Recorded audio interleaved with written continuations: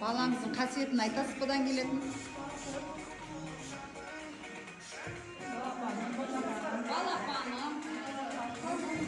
Сәлеметсіздер ме? Құрметті ата-аналар, бүгін мектебімізге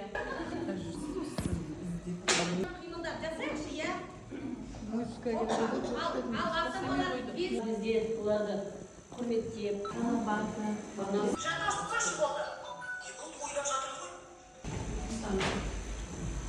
қай жағы түсті?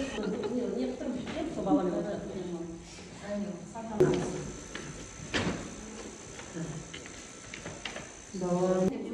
Қыздар, тыныш.